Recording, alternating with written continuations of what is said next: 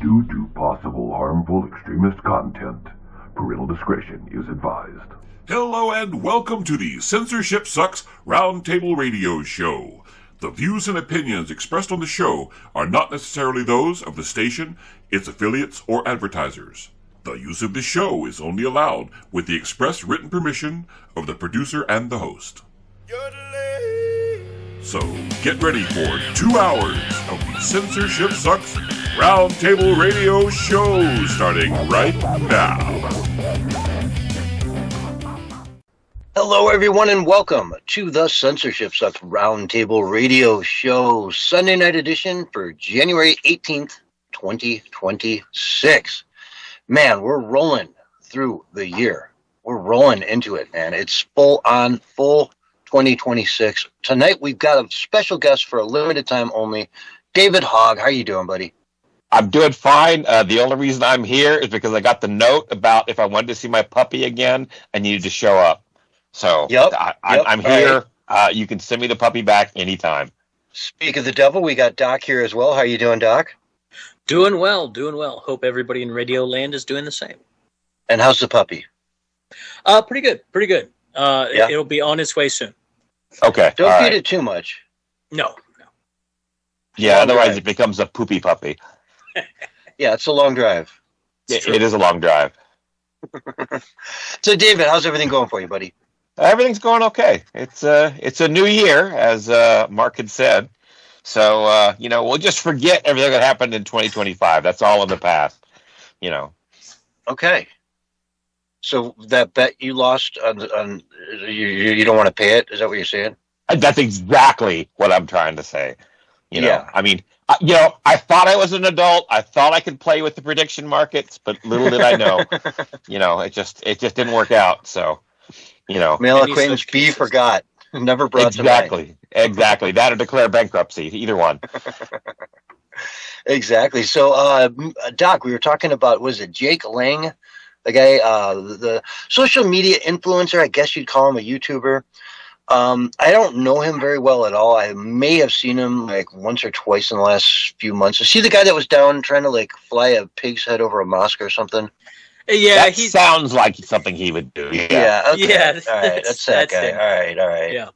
Yeah. First Amendment. Speech. But he got attacked the other night in Minneapolis and stabbed in the head, I think it was, is what I read. He got hit in the head with a pole and stabbed in his defensive vest. So if he wouldn't have had his plates in his vest, he would have been stabbed multiple times. Fortunately enough, he was just beaten pretty badly and was able to be whisked away. Funny, David told me something I didn't know about that. Why don't you tell the folks, David? Okay. So I'd love to see the video footage or not. He ends up jumping into somebody's car. Apparently, he didn't know these people. And I guess the story that I'd heard was they thought that he was being attacked by ICE and was trying to get away, which is why they let him in the car. So as they drove off and started talking to him, they kind of wanted to figure out what else going on. And when they figured out, he wasn't on their side, they dropped him off at the curb like 2 blocks down the road. Mm-hmm. Mm-hmm. Now, this isn't the first city that ICE has gone into, right? By any means. They're sort of categorically going around, focusing on a city, getting the worst of the worst, and then getting out and going to the next one. But now they put Trump in a spot where even if he's like looking at his calendar and he said, hey, man, we're supposed to be out of here by like Wednesday, you almost can't leave now. Because it just makes it look like they won and they'll all be celebrating. We made ICE leave. Guys, just go out in the streets and fight them and they will leave. It's like, no, we're going to leave this week anyways. Yeah, they backed him into a corner with the visual aspect of it, the way that it looks on camera. They've kind of backed him into a corner where he's going to have to actually go in and quell a riot. In my opinion, I think the only solution left is to do the Insurrection Act. I know it doesn't look great optically, but I think it's the last. I think if he lets it get any worse, we're going to be in trouble in the summer. Barry asked last Wednesday if he could spend specifically a bit of time talking about the Insurrection Act and why it's not a big deal and why he needs to use it. So it's funny you bring that up like right out of the gate as well. Well, I think you see what's going on and you look at what happened. I was old enough in 1992 to watch the riots on live TV. I watched the guy be pulled out of his semi-rig and smashed in the face with a brick. I don't want that happening again in an American city. They need to go in, get control of the situation, get the ICE raids finished, get out, and then use political means to bring Minnesota to heel. Cut off money, cut off funding, federalize the police force. But if he doesn't quash it now, man, it only emboldens the left. As you can see growing in the polls, the disfavor with ICE, they're winning the narrative. Even though people overwhelmingly favor deportations, the image of ICE isn't great right now. Yeah, it's bad optics. It really is. But it's there is no good optics for that. They are rounding people up. But in this case, these people are criminals that are here illegally, but still it's really easy to make those, Gestapo, Nazi Germany comparisons. But, the backstories are totally different, Yeah, Much even different, that Renee much Good story, that lady, was her name Renee Good? Who got shot while trying to drive at I hate having to defend that. Yeah, Right. I mean, the guy has internal bleeding. He got hit pretty damn hard by the car. And, to be fair, if she wasn't on ice, she would have hit him 10 times harder, Right. And yet I still don't like defending it because, it was a mom who did drop her kid off at school that morning and then went out and did stupid things and got a stupid prize for it. Yeah. Right. It's definitely tragic. It's really easy for CNN to say it's a mother of two dropped her kid off and just got randomly shot in the face by ICE. Right. And right. people believe it. Her last And so it's words hard to were, defend. "I'm not mad at you," and his last words were "F and B." Yeah. Yep. And it's Yeah. that's the unfortunate thing about democracy is that the body politic is not exactly the most intelligent as far as what's going on politically. They hear narratives and then they choose to believe whichever matches their emotional state. And when you're like, David said, you're seeing people rounded up, it looks scary to people who didn't know this was coming. Anybody who understood mass deportations knew this kind of conflict was going to happen. But the normies, I don't think they had any idea how bad it really was going to get, especially when you didn't have cooperation from the local authorities. Right. And the media flat out lies. They that's the spin worst part of it. things. Yeah. And the problem is we're dealing with people that aren't very well informed to start with, and they get their news from mainstream media, which happens to be skewed. I mean, ICE was created by the Bush administration, I believe, wasn't it, shortly after 9/11? And I know Obama had them rounding up people and deporting them, but you never heard anything negative come out of the press on that. Matter of fact, CNN rode around with ICE, 1 year. Yeah. And bottom line, It I was mean, a good if a cop's running at your window telling you to get out of the car, get out right now, and Right. you hit the gas, I mean, like every kid, before you ever even give them a driver's license, you sit them down and say, man, if a cop tells you to get out of the car, if they tell you to do so, you do it. Yeah. You don't say screw you. And it's like, God, it's that famous Chris Rock, was it? The famous video he did so many years ago about how not to get killed by a cop? Yeah. Right. Yeah. Remember that one? It's classic, Yep, of man. course. If you don't know The these problem things, just is- go watch it. It's so easy. Yeah. These people don't believe that ICE are cops. They are the Gestapo that are kidnapping people. Yeah. So and when there's that Gestapo officer told you to stop and get out of your car, you were fighting against Hitler when you decided to step on the gas. correct. And that's the problem. And they have activists out there lying to people, telling them that ICE are not legally allowed to detain you or arrest you, which is totally Right. false. So they're And- actually teaching people the wrong stuff intentionally to create this conflict. Yep. Yeah, they're And how federal bad does her police partner officers. feel? Her partner's last words were, "Drive, baby, drive, drive." Yeah. Yeah. And then shortly thereafter, she said, "This is my fault." I came out here. She didn't want to come. Yep.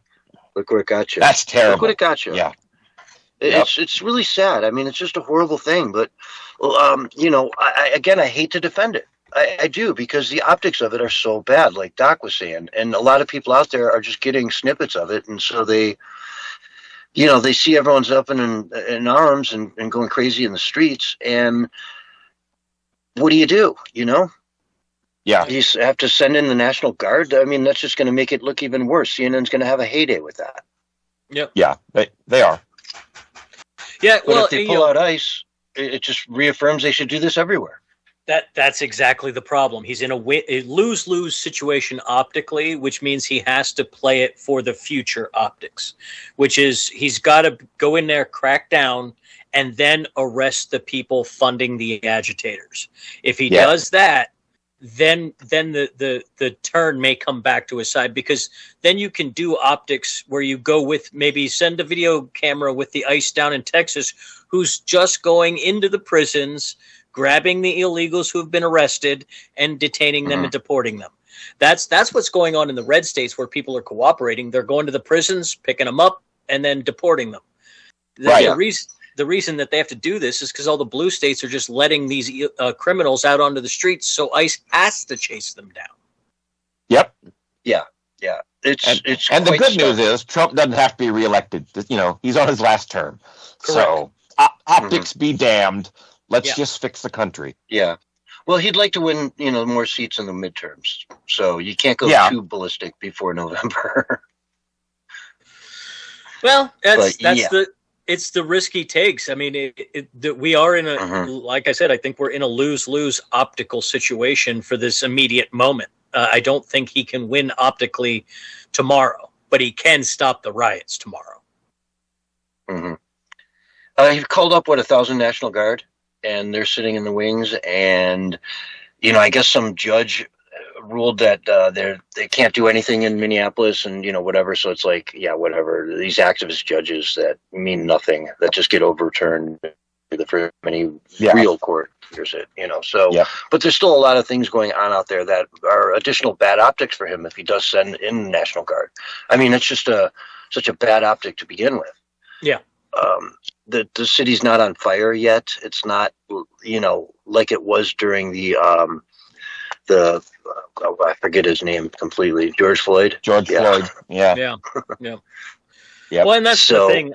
I think, though, that there's enough people who don't want the George Floyd thing to happen again, that if he can get this calmed down in, say, 2 weeks by sending in the National Guard, I think people have the, capacity of a goldfish to pay attention, and they'll be over it in 2 weeks. So. And so like the National Guard would escort ICE around or something? Essentially, function as a protective guard for where they're doing ICE raids. Yeah, they would do what the police aren't doing. Correct. Show up and maintain order. He also has 1,500 of an Alaskan military force that's on standby. So they're they're trained for cold weather. I don't want to say combat, but cold weather incidents. So they would be perfect for Minneapolis. Yeah. They're prepared. Well, and I do understand the not wanting to use the Insurrection Act, and I understand not wanting to send a military in. I actually understand all of the arguments on the other side, the militarization of our police force and all this stuff. But we can't, if we're going to keep funding Minnesota, we can't allow Minnesota to be run this way. So, if it's going to be a part of the union, if it's not going to be its own country, and then we put a big border wall around it, then we have to quell this. I mean, because they're not going to stop there. Once they take trade Minnesota, it for Alberta. I say we trade it for Alberta. We're straight up. No questions asked. I think that's that's a 1-to-1 swapsy. I'm down with that. Yeah. I'm with that. I'm with that. No, there's no state change. Then we still have 50 states. Everything. I'm down with that. Exactly. Yeah, roughly the same size. Look at John. Roughly the same size. No, Alberta's way bigger. Is it? Yeah, Oh, God, population-wise, though, I mean... Population-wise, yeah, it's probably not. Yeah. But land-wise, it's got so much oil up there, and my Lord, the Rocky Mountains run through the edge of it and the whole 9 yards. It's beautiful. Minnesota has so many Somalians. I mean, what will Canadians do with the overflow of Somalians?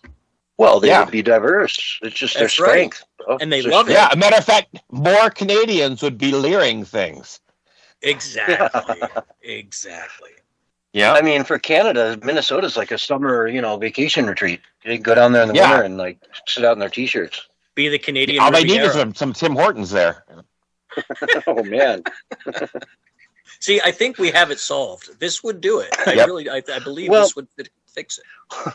But realistically, we need to cut the head off the snake. We need to go into make examples out of the Ilhan Omar, her whole network, Tim Waltz, Richard Ellison. I mean, he's Jacob Pry. All these guys need to be really just shown that what they're doing is completely illegal. They're inciting violence against federal officers. They're no better than the Confederate States. We had a civil war because they wouldn't sit down and work it out. And we're about to have another one because they're just fighting tooth and nail from letting the federal government do its job when they're letting their state be fleeced to the tune of billions and billions of dollars a year in just straight up fraud and corruption. So that's what needs to happen. Most likely they're getting kickbacks. Of course they are. Of course they are. I can't prove it, so I got to be careful how I word it. Yeah, doesn't Ilhan Omar have a $30 million net worth last we checked? I mean, probably double that by now. And Somalians donate only to Democratic politicians, so I mean that's that's because abortion is so important to them. Yeah, it's because they really are. They're pro-abortion. Yes, they love when the non-Muslims abort all their babies. They absolutely love it. Right. But I'm not a huge fan of the military presence, but I just don't want another year and a half of burning every blue city to the ground. I live too close to Portland to deal with that again. Yeah. Right. I just don't want to see any more autonomous zones pop up. Yeah, precisely.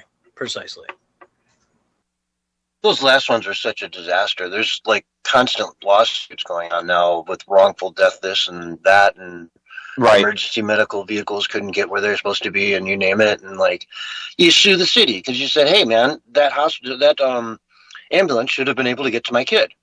Right. It couldn't because you let this happen. Yep. Just like they let the stuff with Jake Lang go down. I mean, they let that happen. Even though I know Jake is an agitator and some people don't like him and whatever, and I don't necessarily like him either. That's not the point.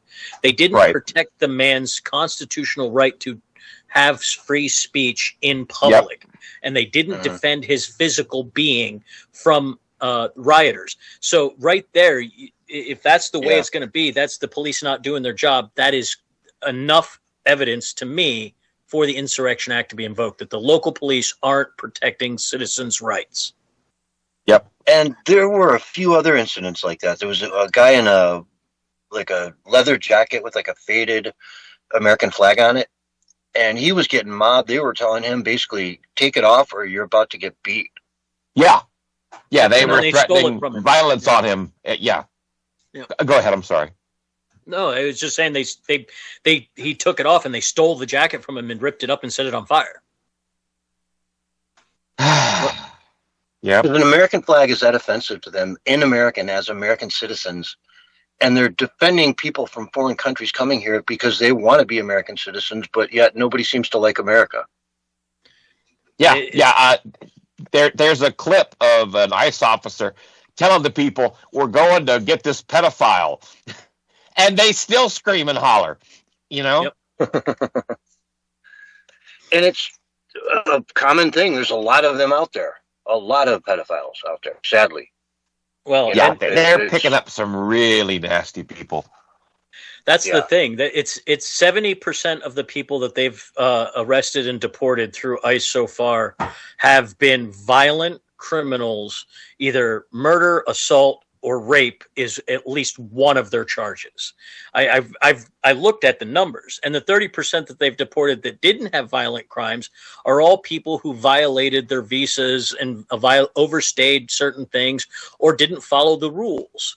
And so I like, that was what was promised. That's what everybody voted for, who voted for Trump. I don't understand why Trump isn't willing to put all of the chips behind that, because that would actually make people happier. To look at New York City, there were 2 women who pleaded guilty today to 60+ million in fraud. Yeah, having to do with adult daycare facilities. And these are just 2 women.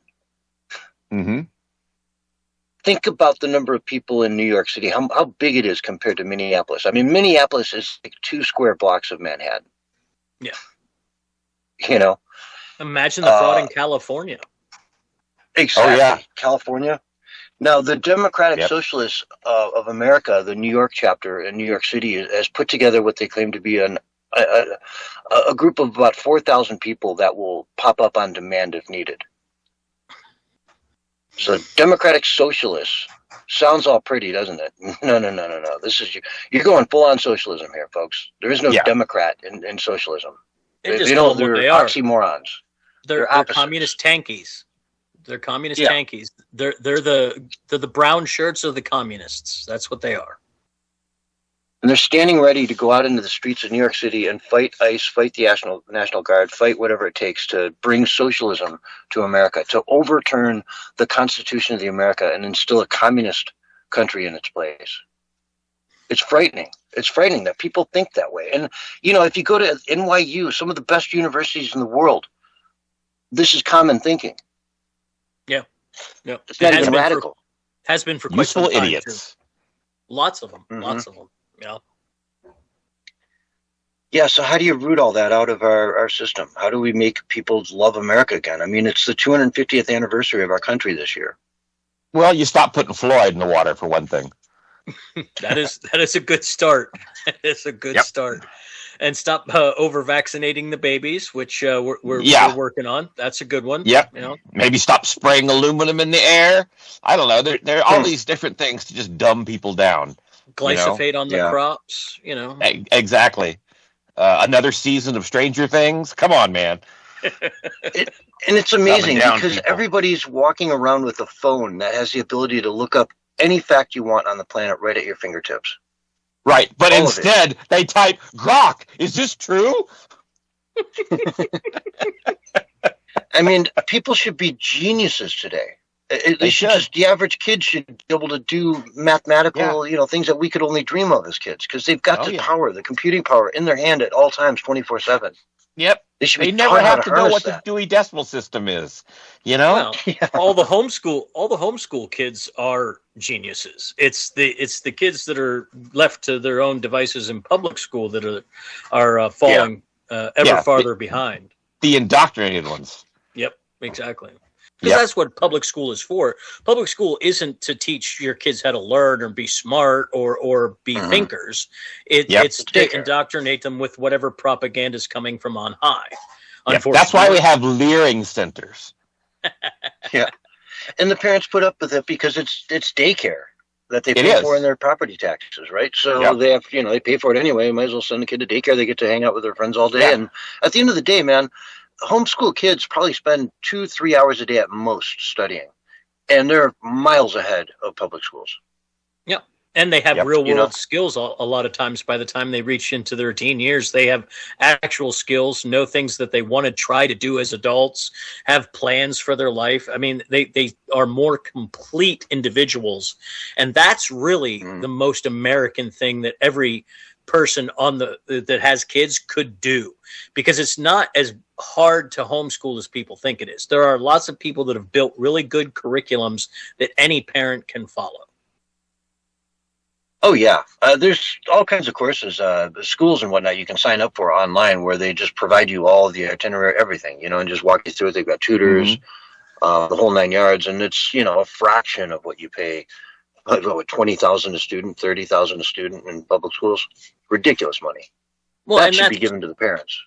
Well, and that's one thing, really interesting kind of sidebar. New Hampshire is working on a state law where the public money, since they can't really, they're very libertarian up there, they can't get rid of the funding for public schools, but what they want to do is attach the funding to the students so the students can take the funding with them wherever they go, including homeschooling. Exactly.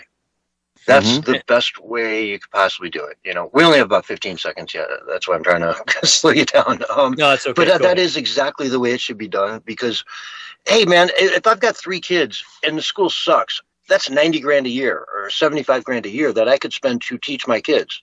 I can get a lot of tutors. I can get a lot of stuff done for that kind of money. Folks, we got to go to break. This is Censorship Sucks Roundtable Radio Show. We'll be back after this. All right, we're on radio break, folks. Sweet. David Hogg, you made it a half hour. Yeah. That's so good of you. Dave, Nailed it. you are a true. You were great, too, man. Yeah, I only interrupted like 7 or 8 times. I did really good. No, it's great to have you back, too. You fill in a really good part of the show, you know. It's good to have you. Well, of course, I'm David Hogg, man. Yeah. Yeah, did I mention how humble I am? Yeah. Very. But you know what? There you go. You'll never be Hansel. Yeah, you'll never be Hansel, living on the worm farm.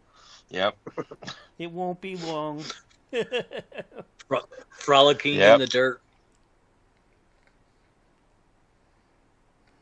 Oh man! But yeah, the homeschooling thing is it's where it's at. I think we need to get back to that, and I think private universities that are super tiny and hyper focused. I think that's the key. Like 1,000 students only for engineering, 1,000 students only for being doctors, 1,000 students only for this thing. Because I think the general university is it's not good. It's been infiltrated, and indoctrination is the game. When I was in Chicago, I lived across the street for a little while from the Dr. Scholl's School of Podiatry. You know, it was this university that it was really tiny. You never really saw anyone go in or out of it, but it was like a half a square block on a city. It was pretty big. Right.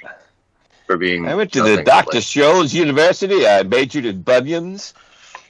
Exactly. I got a minor in calluses. When you guys I'm telling you, I bet you're the best podiatrist in the business. When you guys were talking about yeah, you laugh at that Canada guy, Dave, but he's probably making like $400,000 a year. Yeah. Veterans Radio was like, no, we don't want them. We want to keep Alberta. We don't want those other people. That was Veterans Radio. He's out of Canada. Yeah. Too late, you got him. Why not? I mean, we've already signed the deal. Trade's already done. Yeah, I wonder how Rizzo would think and feel about that. So long as we could get him, I'm sure we'd be good. Rizzo would love to be an American. Yeah. Albertans are basically Americans from Minnesota anyway. I mean, like the original, Minnesotans. Yeah. I'd trade Ontario for Maine. Well, what I want to know is how many paid protesters are in Greenland right now. Not enough. They're going to have to import, I bet you. Yeah. I'm sure they will. or they'll use Dominion voting.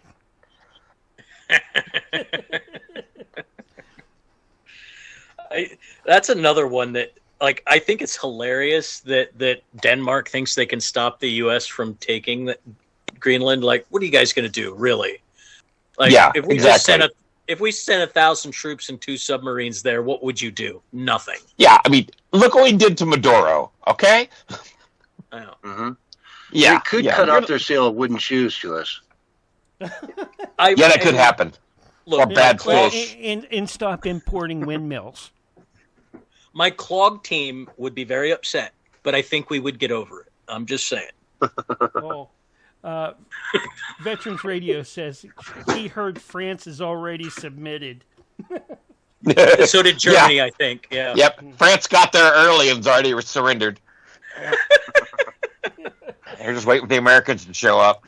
Yep. They already have their white flags on the instead of the French flag, it's a white flag on the pole. A nice cheese plate waiting for us. Yes, the wine. Sacre bleu. Yeah, keep the cheese. I'll take the wine. So long as it came from the Rhine, I'll take the wine. The French do make good wine. I'll give them that. Yeah. That's about all they get from me, though.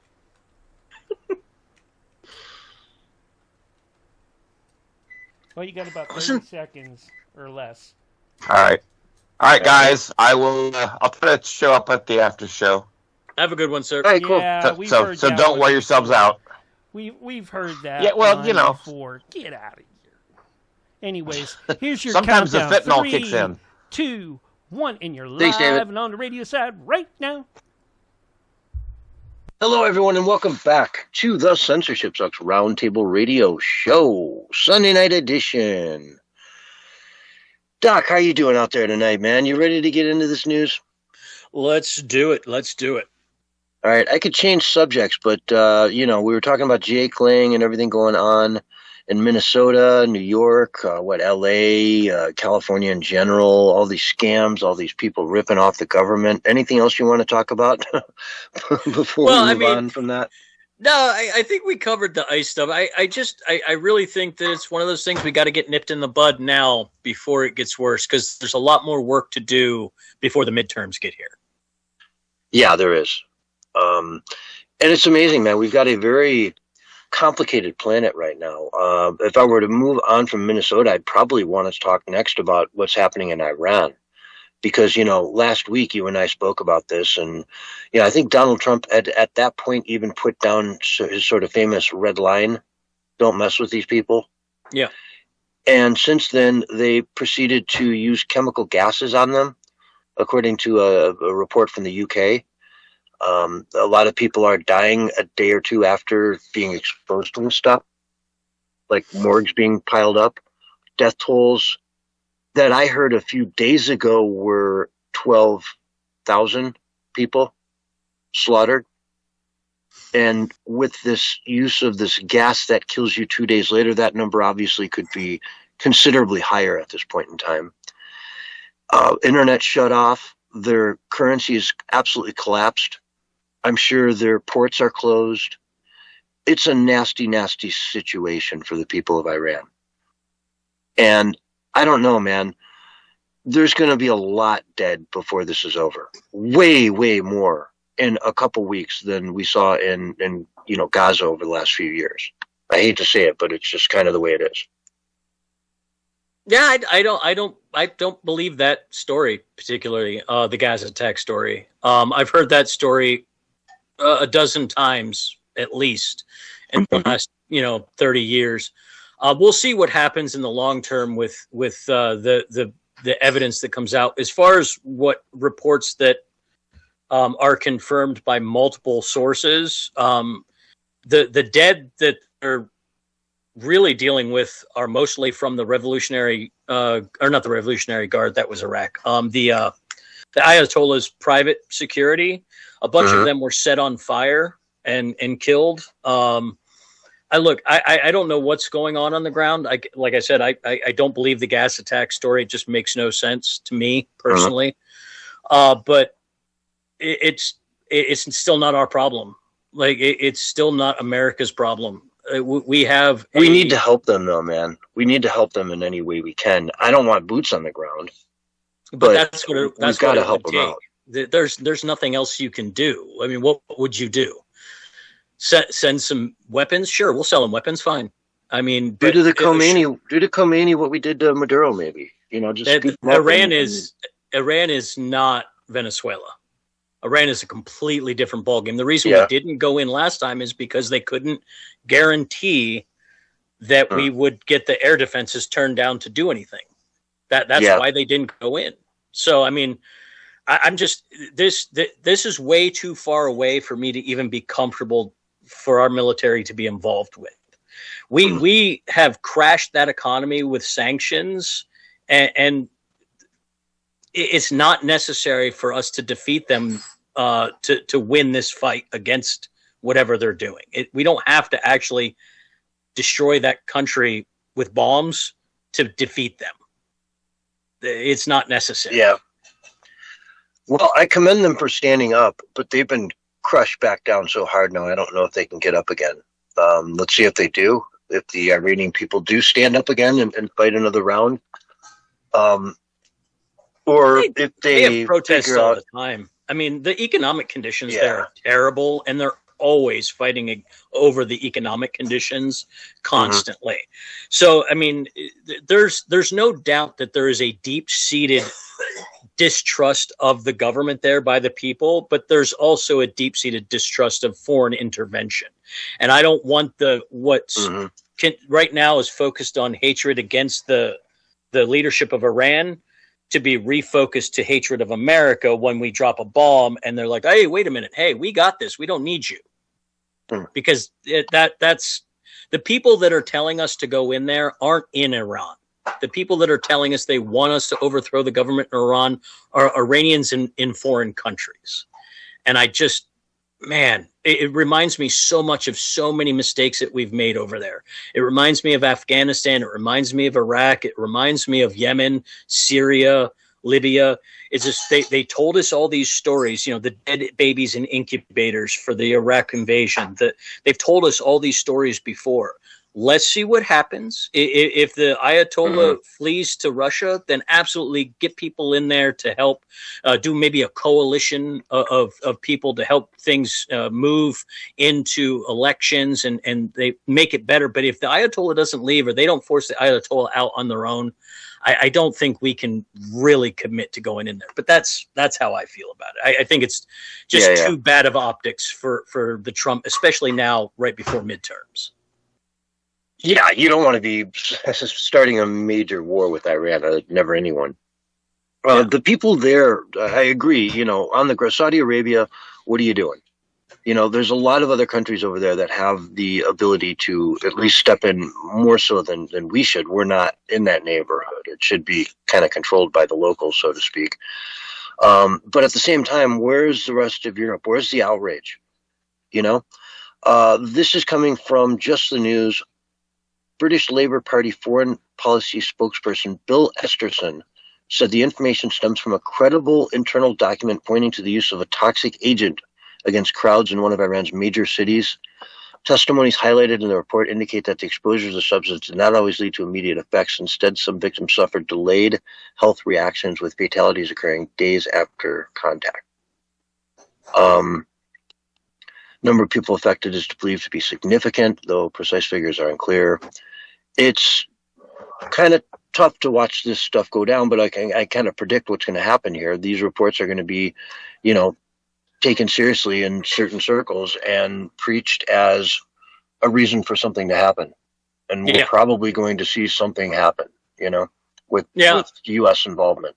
I hate to say Unfortunately. it. Yeah, I think you're right. I think people are going to believe these reports, or at least pass them off as believable, and they're going to. I mean, look, we know Lindsey Graham is all for it. We know that the neocons are 100% behind this. So, yeah. Oh yeah, there without a doubt. There's a lot of neocons out there that want every single war they can possibly, get their hands on, and that's the sad part. Is you can't really. Like you said, there's nothing we can do. We tried this. We tried it in Afghanistan. We tried it in Iraq. We tried it all over the place. We've tried it everywhere. It doesn't work. No. I mean, go ahead. I'm sorry. Well, and it costs us trillions of dollars. When you look at our national debt at $30 trillion, it's, there you go. Yeah. How much of it was wasted on that kind of stuff. Well, and I think where we have the best chance to actually create prosperity and create a safer world is actually in South America, because those countries down there, at least 2/3 of them, all have had capitalist countries before, all have had democracies before, and we see the success in El Salvador with a good leader there. We see a good leader in Argentina. If Venezuela can get a good leader elected in, say, maybe 2 or 3 years, that would be great for South America. That's a place where we can have influence without military action very easily through trade deals and money. And we don't need to use military to do that. And I think everything we need is in South America that we want out of the Middle East. Oil, minerals, water, all of that's right there right to our south. You know? Yeah, we can offer, global defense as well because, we are on the same continent, so it's much easier for us to defend them than it is, say, Vietnam, right? Exactly. Or our bases in Afghanistan or whatever. Yeah, exactly. Yeah, shared cultures, shared, histories, and you're right. It's attractive to go down there, but then you look at a place like Brazil where Bolsonaro, the judge down there, the Supreme Court guy, just immediately crazy. put Bolsonaro right back in jail. He comes out of surgery and boom, right back in prison. Yeah. For what? For questioning things about the election, which Donald Trump did. I mean, that's the same thing, right? They're going after Bolsonaro for the same kind of stuff they went after Trump for, and yet that guy doesn't have the power down there to avoid the repercussions of it, where Trump somehow did. Yeah. And with the size of Brazil and their economic power, they make a huge partner, a great cornerstone of the BRICS. If we can get them isolated in South America from the other South American nations, that actually would probably push them to be more active in being on our team, I think. I mean, again, Brazil has their own plans and their own desires, but if we can get the other nations, Argentina, El Salvador, Venezuela, maybe Colombia and Peru to come on board with being a little more American focused and staying away from BRICS, that diminishes Brazil's power. And that's a big key component to a lot of this people don't really understand is the BRICS nations as a unit, as an economic unit, are a threat to American empire power, the dollar, those kind of things. And when you look at the BRICS, right, you got Brazil, Russia, India, China. Okay, Russia, India, China at least share a continent. But Brazil is way the heck over here. I mean, what are they going to go all the way around the southern tip of Africa to even start getting anywhere near India, let alone Russia? Right. It just China, makes more sense. Yeah, it makes more sense, I think, to focus on our home and our hemisphere than it does to focus on Iran. Yeah, I feel bad for the Iranian people. I have Persian friends that very much want to be able to return to their country without fear of being tormented by the Islamicists. But at the same time, as long as our countries are not at war, they still can go home and come back freely. They don't, their home is not what it was when they left, but at least when we're not at war, there is a home to go back to. If we go at war with Iran, it's going to be completely destroyed. Like you said, it's going to end up like Gaza. Yeah. So, I don't know, man. Trump's in a tough spot on a number of different fronts, and he needs to pick his fights. Like you were saying, maybe pick your fight down in South America, and that's really where we should be focused on, just like trying to make our continent and our backyard a little better.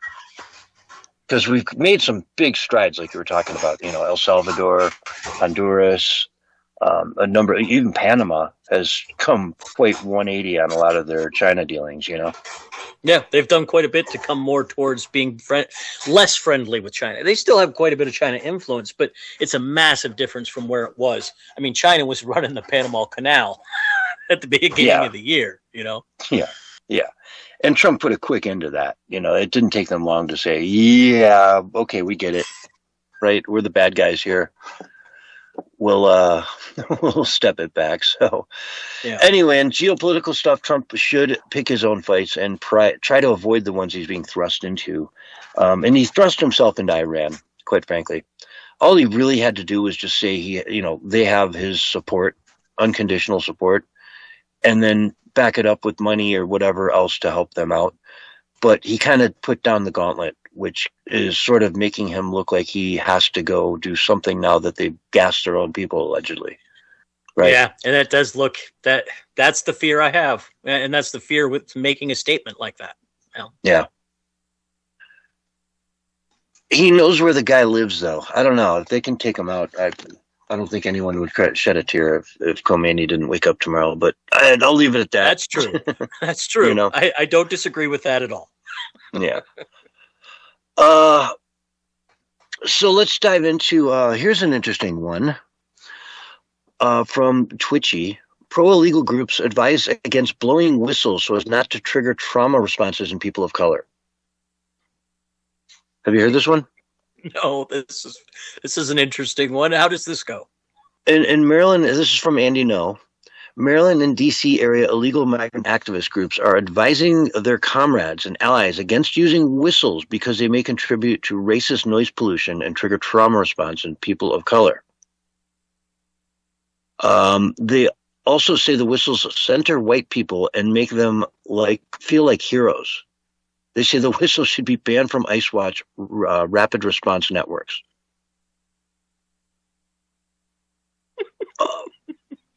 The left can't help but eat itself, can it? Yeah, now this is from Andy No, so I believe it's kind of real, but it also would be a heck of a good troll. You know what I mean? True. Just a troll. That would be. The people are so ridiculous. How do you know what's real and not in this kind of situation? They're so silly at times, and that's so dangerous at other times. It's very discombobulating for the normal folks, I would imagine. Oh man, did you happen to catch that video clip that came out a few years ago from the Democratic Socialists of America, like one of their conventions? They couldn't get anything done. They couldn't go anywhere. Somebody clapped, or like somebody says something and everyone they start clapping. Like, all right, let's put an end to that right now. Clapping can traumatize people, so just do like the spirit fingers up in the air if you like something, right? Yep. And it's like guys, and somebody, I object. You just said guys. What's that about? Can we be a little more gender, neutral? Okay, sorry about that, sir. Sir. Yeah, that's very much the left. Yes, it was a 20-car pileup. They couldn't get anything done because no one, they all object about everything, and then the people that brought up their points were just ridiculous ideas. Like, just how are you going to get stuff done when these are the points you're bringing up? It's so, folks, go look at that. DSA, National Convention, Democrat Socialists of America. It's about a 3 or 4 year old clip. Look it up. You will laugh for hours. They're just so ridiculous. Well, that's why they need their agitators on the ground and their buzz phrases and narratives to get these people all riled up and focused. Because if you leave them to their own devices, they're completely insane. But you get them all riled up and focused on one topic, like Trump, for example, they lose their minds and turn into a hive that just moves like a big wave of zombies. That's the real danger of the leftist mindset. It's not so much like if they're left to their own devices, they basically beat each other up. They fight each other to the death. But if you give them a focal point, they turn into this hive and they just attack. And it's like they did with Jake Lang. It's terrifying. Oh yeah. And we're not talking about, all leftists or all Democrats. We're talking about the far left wing of it. The people that really run the show nowadays, the squad, AOC, Ilhan Omar, they're types of mentalities where it's just always a war. It's never enough. And it's never enough. We said this in the 90s. Okay, gay marriage, fine. But it won't be enough. They're going to keep pushing. And look what they do. Now it's they want to transition your kid in school without telling the parents. Yep. And if the parents object, they take away the kid. That's where it gets to. And where does it go next? Where does it even go after this? Mass murder. I mean, that's usually where the leftism ends, right? That's communism to a T. You murder all the people who aren't down with the revolution, and then you start the revolution over again. Identify all the heretics and start the process over. Because the point is the revolution with these people. They don't really have anything else but tearing down. They don't know how to build. They don't know how to create. All they do is destroy. It's kind of the way it works. It is. Cloward and Piven, the key strategy of what they're doing right now, to tear down the economy, tear down the country, and build a new country in its place by overloading the systems. By taking every system out there where somebody's eligible for food stamps or whatever, and just overloading it all. Create these, free lunches for kids and overload the system. During COVID in Minnesota, they overloaded the system with fraud, and nobody cared because it's Cloward and Piven. The whole design of it all is to take down the federal government. The more you spend without any checks or balances, the faster the thing goes down. You know, $1 100%. trillion every 100 days in debt we're adding. Yep. $1 trillion every 100 days. Wasn't it Yuri Bezmenov who announced that years ago in the late 70s, early 80s? He's the one who said, this is how we're going to destroy America. And it was by importing a bunch of third worlders, putting them on social welfare, getting them to vote for us over and over again, and keep doing it on repeat until the whole system collapses in on itself. Yeah, Milton Friedman famously said you can have open borders, but you can't have a welfare state with open borders. You can have one or the other. You know, we are having both. We're having open borders with a wide open welfare state with no checks or balances. And it's just a recipe for self-destruction. It's coming. It's sad, but it kind of is what it is. Yeah. Mr. Optimist, right?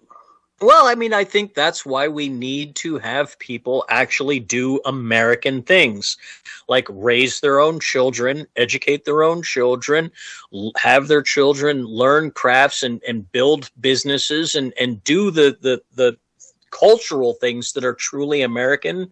Because if you do those things, you are resistant to this leftist indoctrination, and they need the indoctrination. Without the indoctrination, they don't have children. They need yours. So if we do the American thing and take responsibility for ourselves, I would imagine 2 or 3 years we can, or 2 or 3 generations, sorry, we can root all of this out pretty firmly. Yeah, it's just a fight that seems to never end. You know what I mean? If you look back through history, there's always been the commies, the this and that, you know, infiltration, Hollywood. It's a story that goes back to the 40s and 30s and 20s, you know?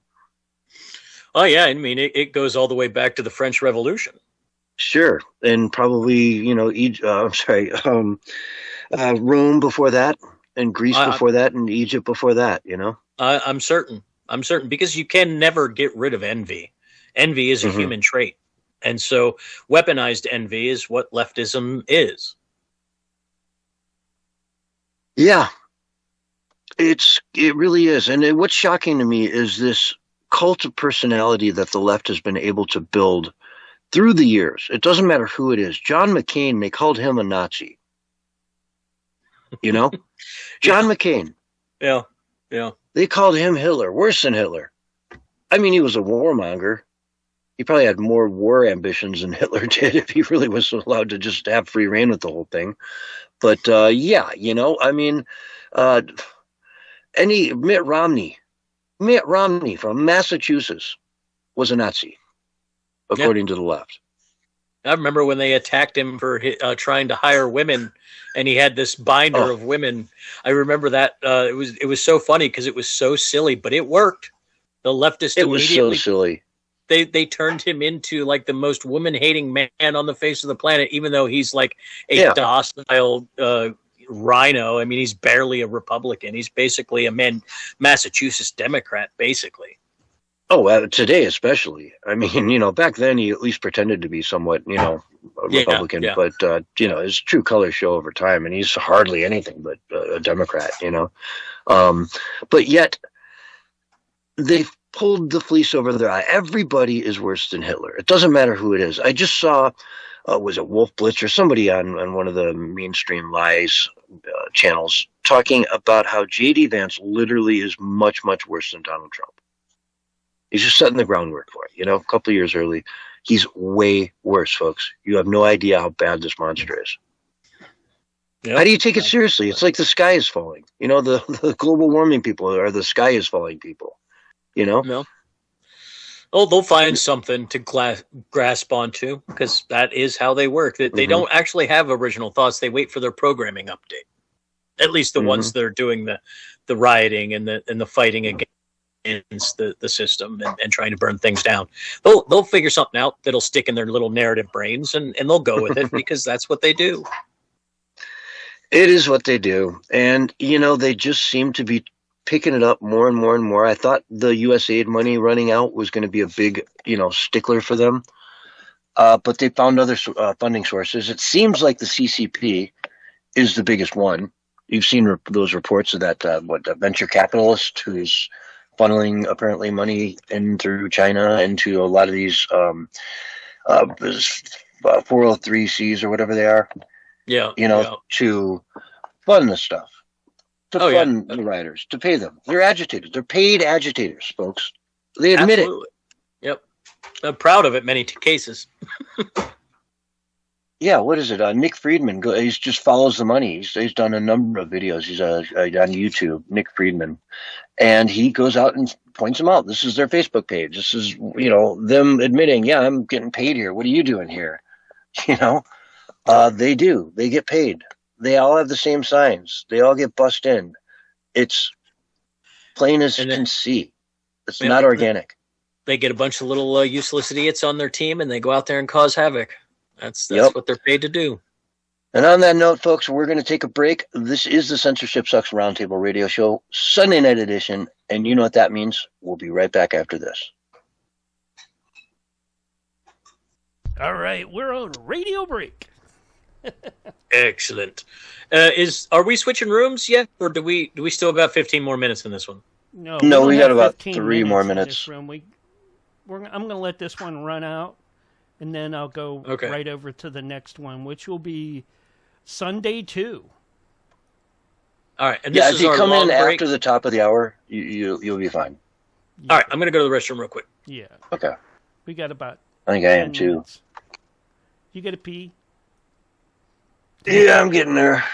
Might as well do it in the break. Well, I'm glad you didn't do that while David Hogg was around. He already was starting up, and I'm like, hey, look, it's a brand new year. Don't even start up. Find something new. All right? And he's like, what do you mean? I said, well, I can't be flat anymore. I said, you can use oblong, round, square, or, polygonal for the rock. Yeah, whatever, dude. Whatever. You're not funny at all. Well. Nobody finds it funny.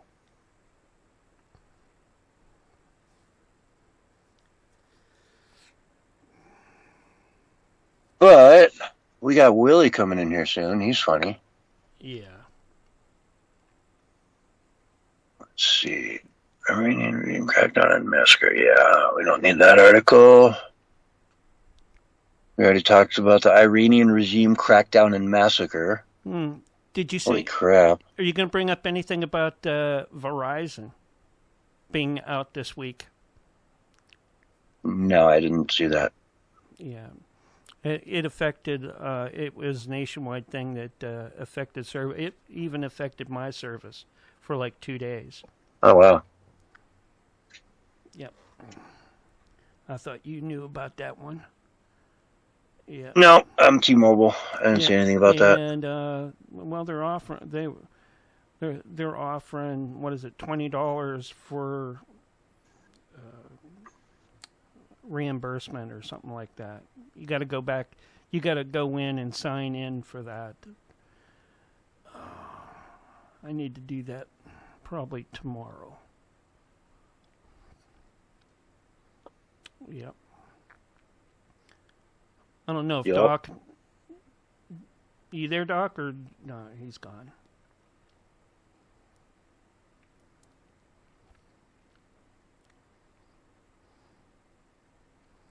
Felt like he was doing dishes at one point tonight. All right. Well, I'm going to hang up here, all right? And I'll see you on the next one. All right. All right?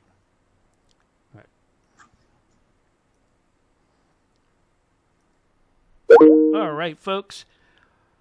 Hold on. I'm going to get hour 2 set up here in just a second, or 2 or 3, something like that, but we'll get it going.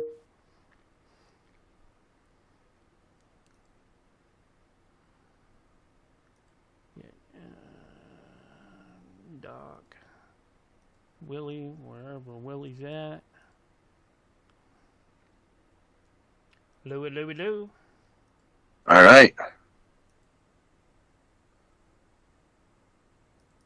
We're tuned in, ready to go. Getting there. There we go.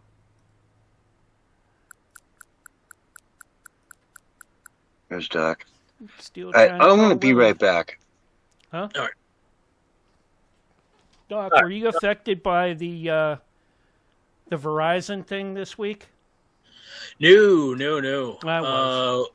Yeah, it was. Heard it was pretty bad though. Yeah, it affected me for like a little over 2 days. Yikes! Yeah.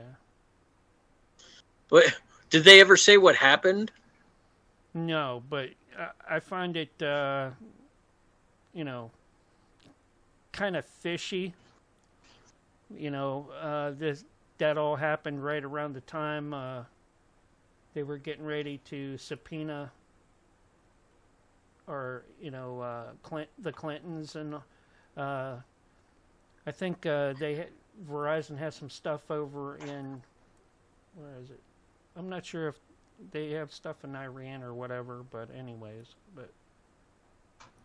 That's interesting. The timing of it did seem very, and the fact that it was mostly located on the East Coast made me wonder if it wasn't some sort of cyber attack from like Russia. I'm Central Texas, so I don't. Well, that's what I'm saying. Like it was like a band of it from basically Texas up the East Coast. Like the whole East Coast was having a problem, and I wondered if it wasn't something like a cyber attack from like Russia or Iran or something like that, because we were planning on attacking. That was another thing too, all the Russian stuff not Russian, but Iran stuff going on and all that. So, hey, where the hell is Willie, man? I'm sick of him being late for this shit. There's no excuse. Do you know where the hell he is? No. No idea. Well, get him on the damn phone, Mark.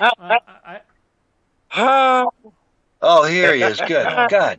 Where the hell have you been, Willie? Yeah, he's tired of me cracking, trying to make jokes and that. He got jokes. Hi, funny. Who dat?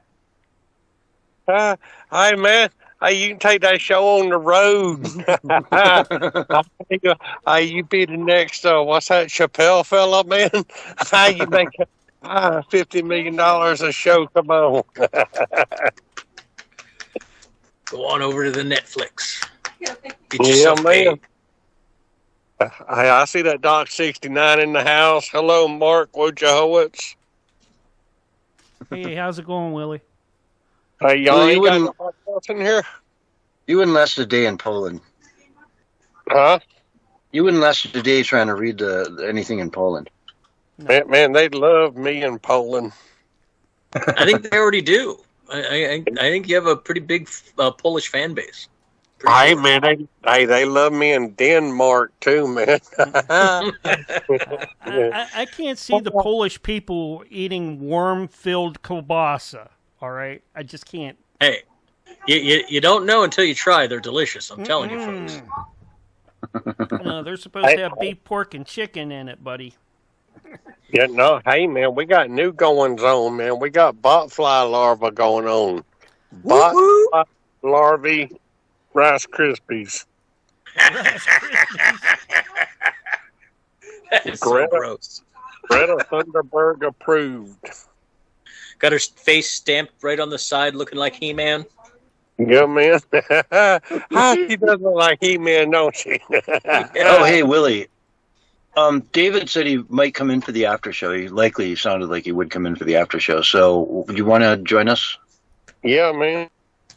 All right, cool. I'll stick around too then. Same for you, Doc. I will not be able to stick around, but I appreciate the offer. All right, well, Yeah, if Doc ain't sticking around, I ain't sticking around.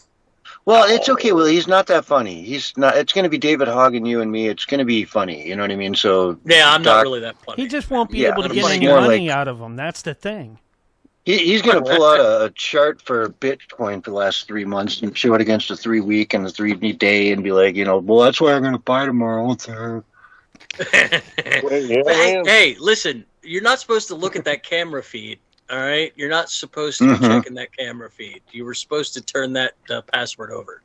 I got drones hanging around Doc 69's house, man. They peeping in his window. I got all his. Did you see my cute little dance this morning, Willie? Yeah, man. Look at him.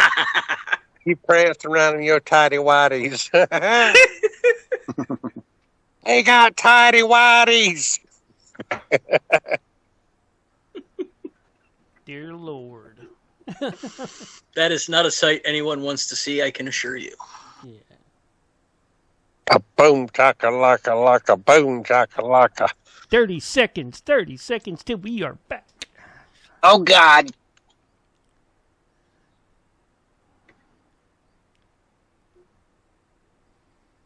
All right, Willie. I expect at least 12 good jokes for you tonight. And I need you to open up on Flat Earth because you damn well always close with it. Yeah. And here's your countdown. 5, 4, 3, 2, Get you your 1. $2.55 on the tomorrow. radio side right now. Hello, everyone, and welcome to Hour 2 of the Censorship Sucks Roundtable Radio Show, Sunday night edition. Doc, man, guess who we got checking in with us tonight? Would it be Willie? We got Willie in the house. Willie, how you been, buddy? Yeah. Hey, man. Hey, look at here. Hey, we still working on a radio deal up in North Carolina, man. Hey, as long as I don't mention Saul Good, hey, we might just get it. I'm telling you, man. Hey, they all kind of other stuff going on, too. Hey, for all y'all out there in Radio Land don't know, hey, my name is Willie Lee. I run Willie's Worm Farm down in Waldo, Florida, and Willie's Cricket Emporium up in Sandy Run, South Carolina. Hey, man, I sell worm hot dogs and pea jugs, too. That's right, bona fide pea jugs, man. Hey, I'm telling you, how y'all are tonight. Come on. Well, you sell cricket flour, too, man. You never really mentioned cricket flour. Yeah, we got all kinds of endeavors and goings on, man. Hey, like I said, man, the latest thing we got going on is we are in testing phase of botfly larvae, Rice Krispies, man. Hey, they crunchy botfly larvae. Hey, and all y'all out there, radio, y'all. Yeah, hey, y'all think all this stuff is gross, man, but it's the wave of the future. You'd be surprised how much proteins insects has got in them, man. I'm telling you. Do you work for Klaus? Are you working for a guy named Klaus? Schwab, yeah, man. Hey, me and him is tight, man. Tight, I'm telling you. I believe it. Y'all laughing, man, but I got free tickets to the Bohemian Grove, and I got free tickets to Davos over there in Switzerland, man. Hey, I am what they call a consultant. Yeah. Wait, you're going to be in Davos next week when that goes down? Yeah, man. Davos, it ain't just a one-time thing. Davos is 24/7. They act like they got a meeting. Well, the city is. Hey, but they act like they got a meeting like once a year or once every so often, man. It is every day. Hey, this here's a secret, man. All y'all out in Radio Land, hey, don't tell everybody, man, because this is a secret. They got big old companies, man, like BlackRock. Hey, BlackRock has got the GDP and the money of a lot of different countries, man. Hey, you know they're talking about buying the Panama Canal, man. Trump was talking about taking over the Panama They did buy Canal. that. Yep. Didn't they buy that already? Didn't they go through and buy that already? I thought they did. BlackRock? Yeah. I don't know, man. They manage 30 trillion in assets, or 25 trillion last I saw. Yeah. I mean, it's a staggeringly huge company that could buy the Panama Canal tomorrow if they wanted to, right? Yeah. I think it's like $21 billion. I don't know if they bought it yet or not, man. And that's what they doing over there in Israel land too, man. They're building them a canal called the Ben Gurion Canal. They're gonna do away with the Suez Canal. Hey, you got to keep up on this news, man. All kind of stuff going on in the news. Hey, they got this. They got these people. They're gonna get up in a rocket ship and they're gonna circle the moon and come back down to Earth, man. Hey, I can't understand. It's going to take 4 of them. It take 4 of them to fly around the moon and come back, man. And they tell me they're going to do some kind of experiments or something or another. Man, I'm telling you, if they ain't mining space rock, there's something going on. And hey, that's what's going on over there in Greenland land, man. Hey, Donald Trump, he wants to take over Greenland land. He wants all them minerals, man. They got all kind of minerals and stuff in Greenland land. He wants. Wait, it's Greenland. There's only one land. It's Greenland. not Oh, Greenland. It's not very land. green. It's not very green. Well, It's very yeah. icy. Well, All and right, you know, Iceland is really green. This is true. Ironically, This is true. yeah, it's you know, Iceland and Greenland. They named them wrong. Or green was one they is- hiding them from people? They were hiding them from people. That's what they were doing. Yeah. What it is, though, man, is Donald Trump. He wants him another golf course. Hey, do y'all realize how many golf courses Donald Trump's got, man, across the world? No, hey, seriously, Donald Trump owns like 15 to 17 to 20 different golf courses, man. He got one in Vietnam. He got one in Qatar. He got one in the U.S. He got one in Saudi Arabia, and he got a bunch of them across the United States. Hey, they got what they call a bunch of fjords, man, up there in Greenland land. Hey, big old holes in the ground. He figures he takes one swipe, he can't miss that big old hole, man. He got a hole in the he get a hole in the one every time, man. I will gonna say do Trump is a ice really good golf. golfer. Yeah, Yeah. that's true. But yeah, For anyone who says different, he's really good at it, man. no, hey, He was, yeah. Well, he was on that show with Brian DeChambro, I think it is, where they try to break 50, and Trump got an eagle on his own on one hole. Like, Brian didn't even touch the ball. Trump got the eagle. Yeah, no, hey, I seen him do that in baseball, man. The guy he threw the ball and he got him a pigeon. Donald Trump, he did, man. A feather's going everywhere. An eagle, for those of you who don't know, Willie, in golf, that's when you score two below par. No, man, eagle is the national bird of the United States of America. Man, don't play. Yep. About to be the national bird of Greenland soon. Yeah, man. Mm-hmm. Oh, what an eagle is. I wonder Donald if Trump, they even have any eagles up there, or if they have tons of them. I could see it go either way. Or they're just everywhere, or they have none. Yeah, well, hey, do they have trees? I don't even know that they have trees in Greenland. Willie, do Not they a have lot. trees in Greenland? They have Yep, trees, but not many. I mean, like I mean, I know there's one spot on the southern tip of Greenland that's actually got a forest in it, but the average village up the coast, I mean, it depends how far north you get. I imagine they disappear completely after a bit, you know? Arctic Circle. I'll tell you what they do have, man. They got iron and gold and uranium and zinc and copper, and they got this mineral called other, too. I don't know what kind of minerals. Other. They got everything. List. It's got iron, gold, uranium, zinc, copper, and other. Look at him. Hey, but it seemed to me like Greenland land ought to belong to Canada and not Denmark. And Denmark, man, they ain't done nothing with Greenland, man. They ain't doing nothing with it. But now they're mad that the United States wants to take it over. And we already got Air Force bases and stuff up there. I don't know what Donald Trump is talking about wanting to take something over, man. They got all kind of mining companies and everything else going on, man. Yeah, I think it's pretty funny, actually, that it's causing such a stir with the Europeans. It makes them mad. I don't know though. It'd be a good place to set up a shack to sell your cricket flour and worm hot dogs. I'm just saying, like, if we invade, those people up there, they've never been exposed to worm hot dogs and how delicious they are. Yeah, I'm telling you, man. It's worm hot dogs, man. Hey, for all y'all in the radio land don't know, is a delicacy, man. Hey, we make them fresh down there in Waldo, Florida. Hey, but y'all getting me sidetracked, man. Hey, there all kind of other stuff going on in the world, man. Hey, they got this stuff going on where these people, these foreigners are up there in Minnesota, and they causing all kind of problems, man, and all kind of shootings and everything else going on. Hey, I found out. Hey, this ain't no lie. If you don't believe me, just ask me. I'll tell you, man, this ain't no lie. They've got, they got programs out there, man, and you can get money for turning in. They call them bounty hunters, man. Specifically, you can be a bounty hunter, man. They got all kind of programs out there. Hey, you turn somebody in, man, you can get $1,000 if you know where they're at. Hey, if you get 10 or 20 of them Yeah, no, I ain't no lie, man. Hey, 20 illegals in one house or something, man. Hey, and that's what I ain't gonna say that I'm doing it because I ain't doing it, but I know a fella that's doing it, and what he'll do is he'll rent out. I ain't lying. He Yeah, you rents know out a his fella, and house. he happens to live in your house, right?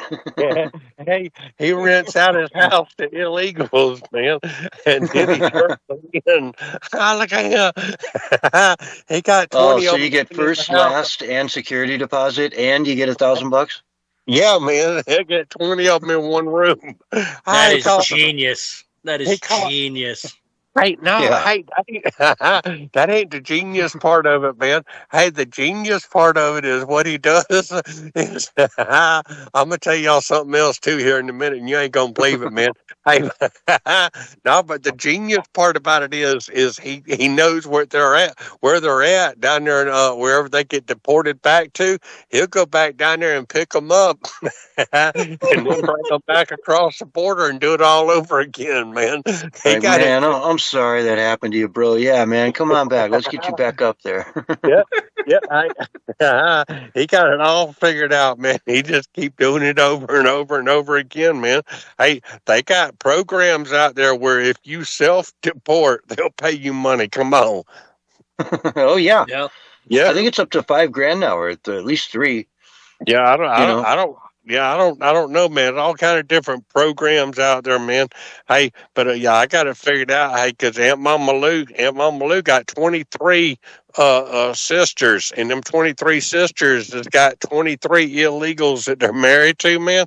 Hey, I ain't gonna say that I'm doing it, but the fella that's doing it is he's taking them and turning them all into ice, 23 at a time, man. And ice will haul them back down to Mexico. And then this fellow that I know, he'll go back down there to the border and bring them back up here again. And then, and then they get turned back in again, man. It's $23,000 a month. Oh, Come man. on. I'll tell you, if Aunt Mama Lou was here right now, she'd smack you over the head with a frying pan. I guarantee it. Aunt Mama Lou crooked. She's in on it. I'm telling you. Hey, whenever I think I know how I'm going to buy my next Bitcoin. Hey, how you gonna do that? Come on. Well, you just 100,000 illegal. 100 illegals. Yeah. Yeah. I live in Oregon, man. I got plenty of them here. I can work out some stuff. I'm just saying. Yeah, I look at him. The only thing is, Oregon's a long ways away unless you deporting Canadians, man. That's a long. I'll send the Mexicans to Snow, Mexico. I don't have a problem with that. Yeah. There's got to be some Canadian expat bar in your town, you know? Yeah, I'm sure there is. You got to have ideas, man. If you ain't got ideas, you're backing up. I'm telling you. It's true. It's true. You got all the ideas you want. You're still backing up, Willie. Hey, you got to. Hey, it's all good, man. I'm telling you, it's all good. For all y'all out there in Radio Land don't know, man, Saul Good is supposed to be great man, really good man. He's a very good man, honest. No, hey, Censorshipsucks brought him in. Mark great guy. Brought him in. Somebody brought that man in and said, "Hey, look at him. Here's what you need to do. You need to handle all of Willie's advertising and all of Willie's song contracts and all of Willie's movie contracts and all of Willie's books." And then they got him handling all of Willie's money. And then Saul Good sent me some crooked contract and said that if I sign it, then that makes him automatically my manager, and I got to turn over my farm and my cricket emporium and all my other assets and everything, man.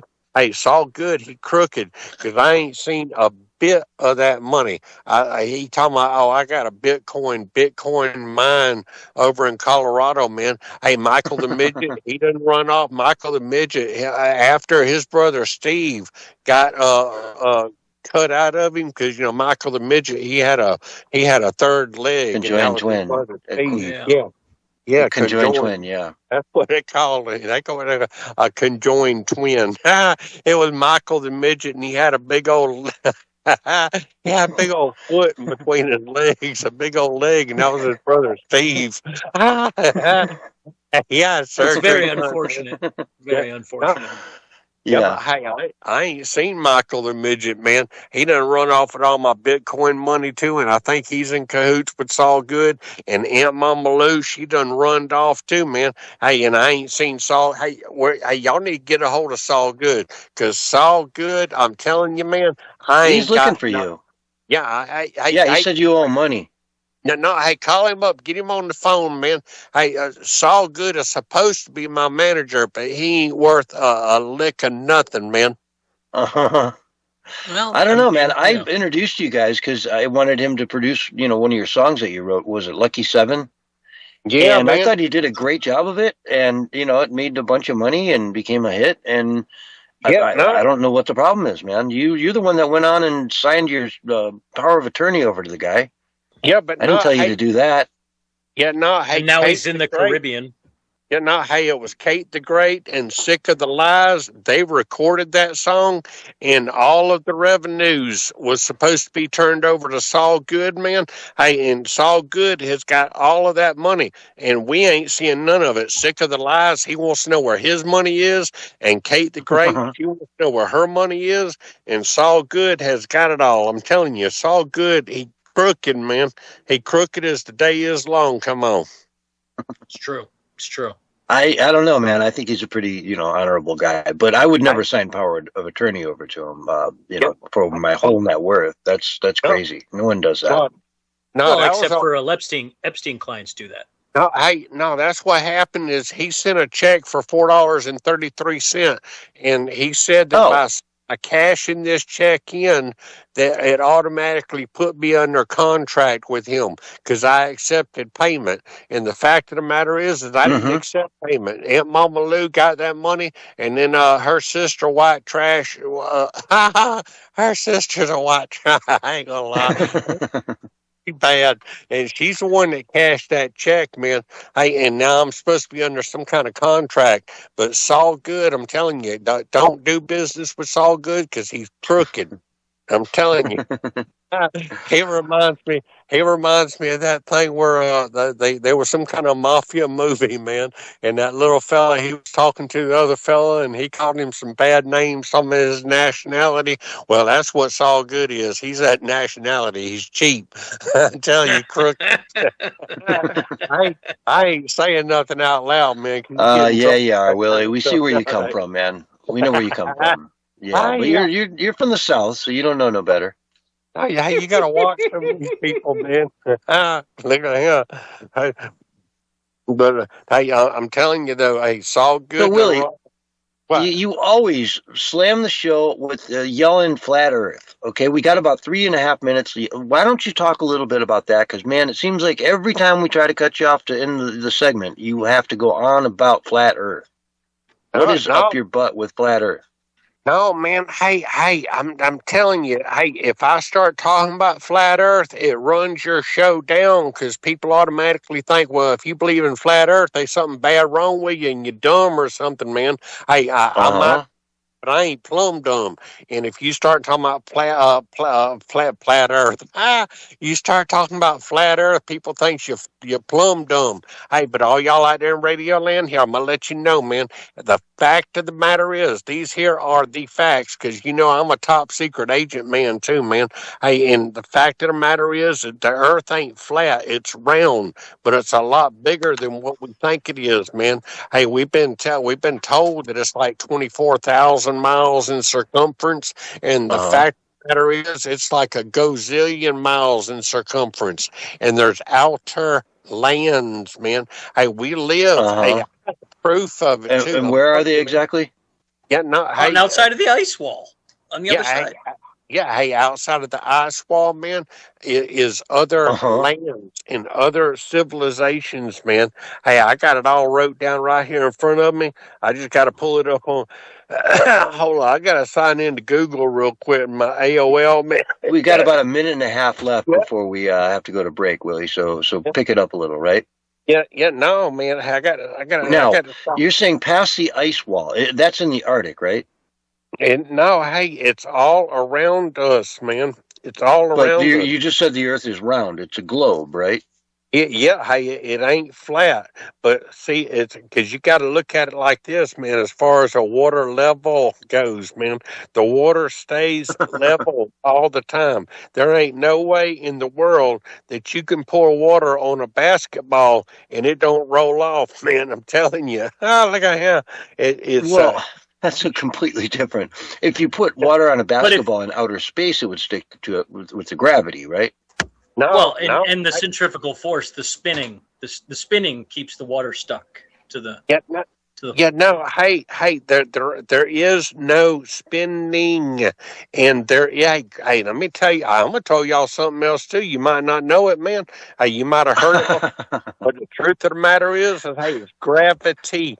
There is no such thing as gravity. Gravity don't Oh, exist, man. Hey, you ever seen them on the space station, man? Hey, I seen them on the space station, and they got a cup of water sitting on the counter, and the cup of uh huh. water.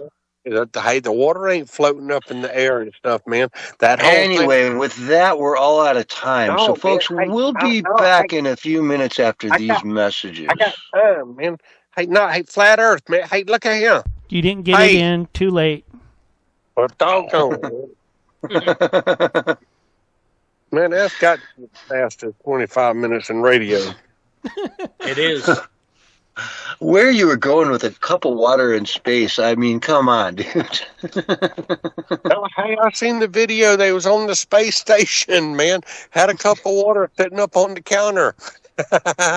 It wasn't coolest- floating there. The coolest space thing I've ever seen was when they spin the little T-shaped thing, and it like flips on its own. It'll stay spinning, but then it flips left and right on its own. Like the way that the things operate in space is really cool. Like water. It's And the stuff one like where he's playing with cards and the card just falls down. He picks it up off the floor. It's like, dude, you're in space. How does that happen?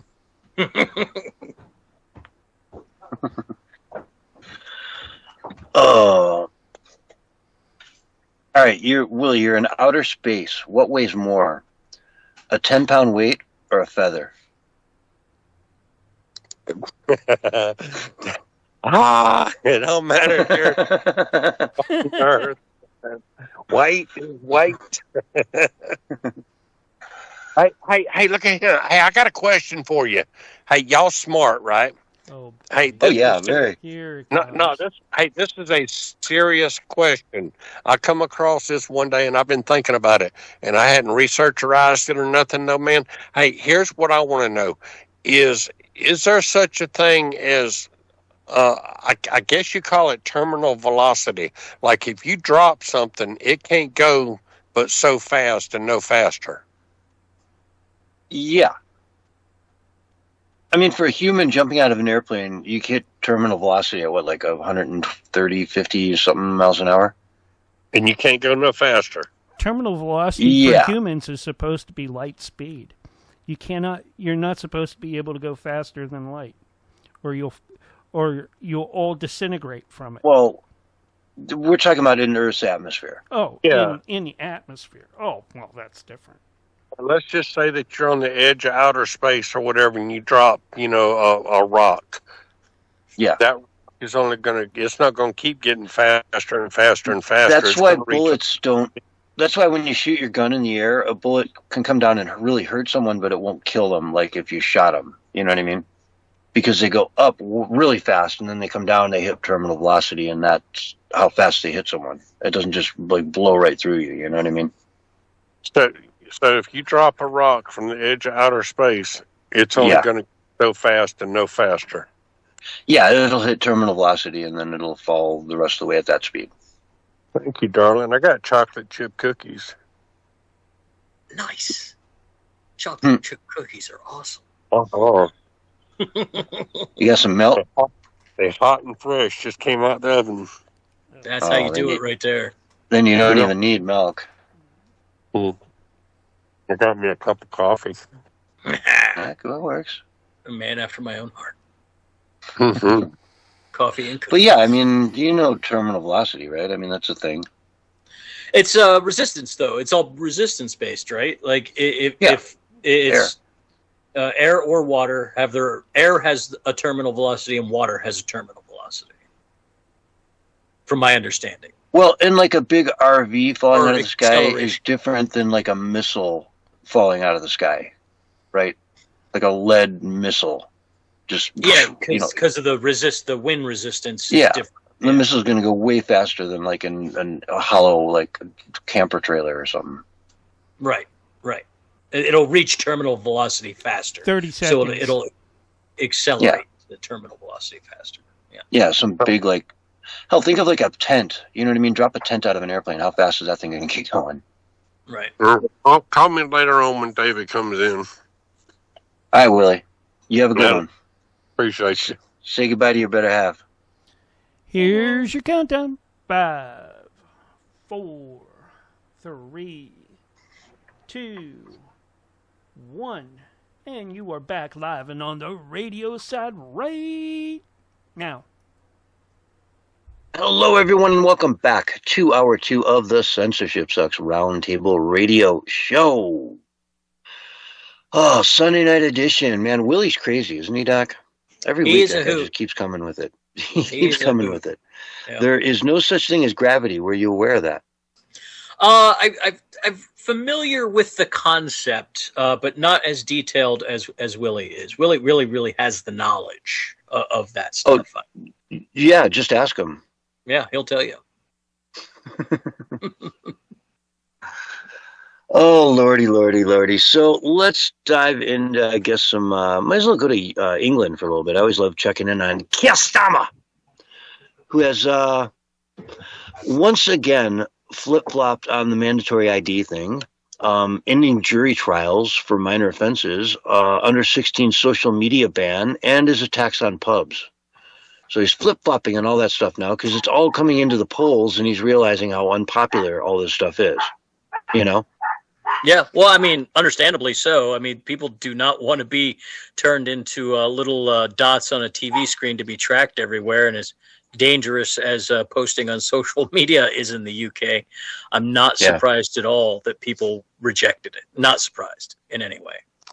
And he's moving to basically make the rate where you get a DUI to like half of what it, we're used to 0.08, like think 0.03. So like if you take a shot of cough syrup, you can drunk drive? That's crazy. Yeah, but like if you go to the pub, you can't have a beer anymore and then drive home.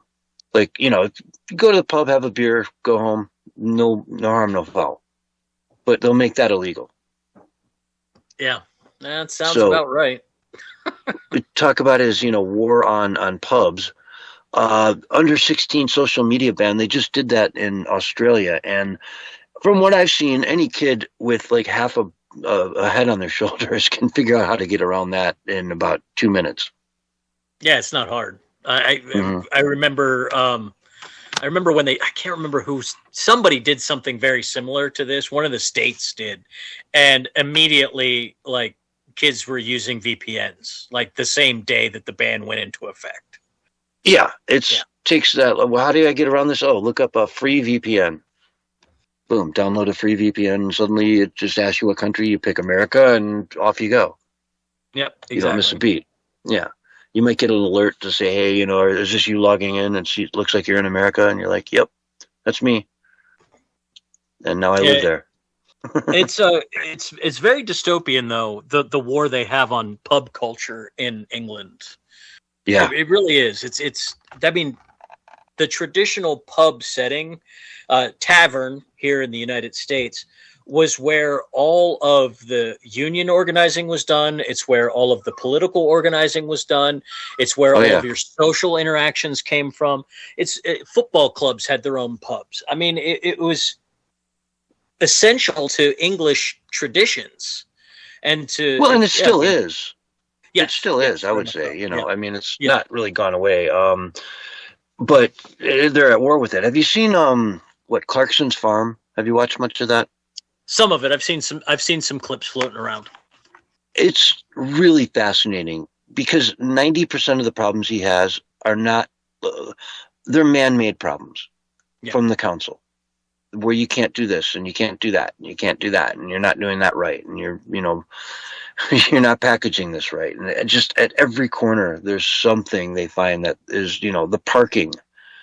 He's got his pub. He wanted to have a little gift shop in the front where people could buy stuff. And you can't do that. Yeah. Yeah. Yep. It's just one compromise after another. And this is some, multi-million-dollar farm he's got with every intention of doing the right thing at every turn. All of it, broadcast for everyone to see. And it's just him fighting the government the whole time. And kind of getting there despite of them. Yeah. I mean, we have similar things going on here in the United States. I had a friend who tried to turn his family farm into a wedding venue. I helped him redo the whole inside of the barn, and we cut out sides of the barn and put windows in. It was this beautiful, beautiful event space. And he did a wedding for some people without a license, and the fire marshal or something happened to be invited to the wedding. I can't remember if it was fire marshal or somebody. Constable, something like that. Next thing you know, he's getting invoices in the mail. He's getting shut down. He has inspectors coming. He's got to get this license and that license. I mean, it's terrible what they do to anybody trying to start any kind of small business, let alone try to run a farm in England. Well, and we see these protests that are going on in France over the last week, where all the farmers brought their tractors into the city and kind of encircled many of the main intersections to try to run things down, because the EU has cut a deal with Brazil to buy all their produce, basically. Yeah. They want to put everyone in the EU out of business, get rid of all the farmers, and buy it all from Brazil. And yet Brazil won't have any of the complications that the European farmers have. If they want to spray it with whatever, they can do it. If they need to use this chemical, go for it. All of the restrictions. It's just a massive FU to the people of the EU that are trying to farm. And so they're pissed. They don't want them to have their own food source there. That's what it is. The big globalist push is to have all of your products and your produce, your meat, to come from a foreign country, and your country to be dependent on foreign countries, so that you won't go to war with one another. That's really what globalism is all about, is to make each other interdependent on one another, so that you can't be strong enough to fight against one another. It's a really silly way to do things, because it destroys what made Europe great, which is it had all of the components of an economic powerhouse, had its own food supply, had its own manufacturing, and its own quality labor force.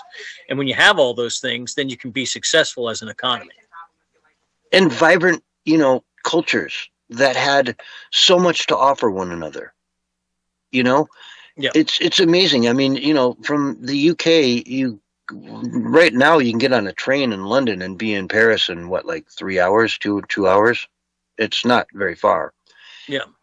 And suddenly you're in another country.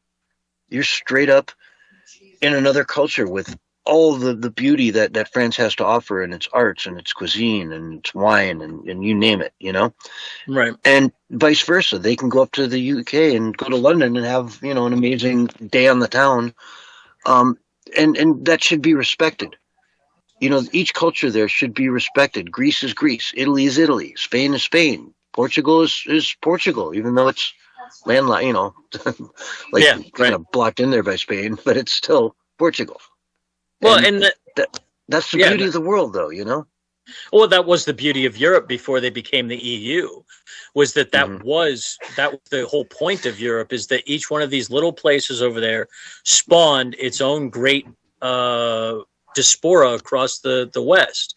You had French people that spread all over the world. You had Dutch people. You had English people. And that was kind of the point, is that these cultures all had their own unique print on the world.